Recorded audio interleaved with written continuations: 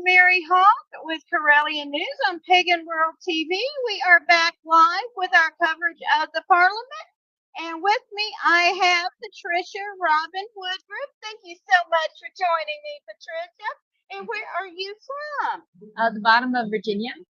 All right. And can you tell us a little bit about why you came to the Parliament? I have been deeply studying the Slavic beliefs, the pre-Christian Slavic beliefs, and it's led me down to basically what would be Neolithic indigenous beliefs of the area, and I presented on Monday. Oh, I'm sorry I missed that. I was probably in line. Yeah, it was a long line. They bumped me through because I had to in an hour. What? That is very interesting. And you said you are an author and an artist. Yes. So, what? Tell us about your book. Well, books. Yeah, there's quite a few books. I started studying this about 10 years ago, and I do it like all the time. I work late at night doing the research and everything else. And so what I started doing was cataloging it just for myself. And then I was like, well, if I want this information, I'm sure there's other people out there that want the information. So I have an Amazon author page under Patricia Robin Woodruff. And what are the names of your books? Well, I have one of them here, actually. Oh, let's see your book. Okay, let's get this up on camera. It is Woodruff's Guide to Slavic Deities. All right. And this is actually sort of a Cliff Notes version. I'm working on a series of 10 books that are large, very large books, covering the deities, the spirits, the Wheel of the Year celebrations, and so on. So it has a lot in common with Wicca, in that although a lot of people in Slavic lands don't like to associate anything at all with Wicca, they feel like it's all made up, unfortunately, instead of well researched. And it does depend on who the practitioner is. That is true. But we in Slavic lands, we celebrate the basically what would be the Sabbats, the winter solstice, summer solstice, equinoxes, and the cross quarter days. That's very interesting, and I have to say, I don't know much about the Slavic culture and deities. Not many people do. I didn't when I first started. My ancestry is Slavic. Lemko is. Is there something about the scarf you're wearing? Well, and the scarf and the embroidery, and all the embroidery. They don't actually use the word for embroidery.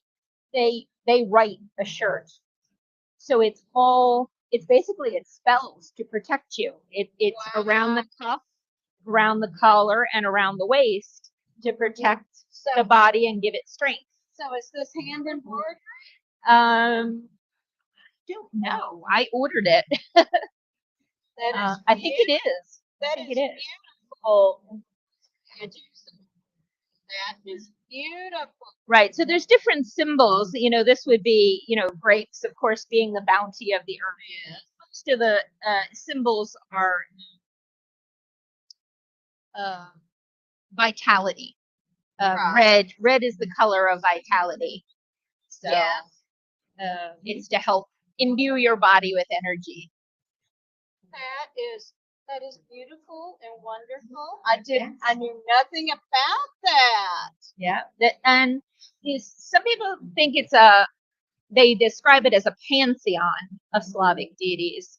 But it's a pantheon more in the way that the Hindus would see the deities, in that all of them are part of a divine one, and yet each of them are individual aspects that are more approachable. And that's basically the way the Slavic deities are. Perun would be like god of thunder. He's very similar to Thor. They sort of diverged over time. That's similar to our alien idea of the diamond. Exactly. They all lead to the center. I use that quote in my book. I asked Robert, is that right? Don Lewis. That's who I asked. Yes, and I use that quote in the book because that summed it up so perfectly. Yeah. Yes.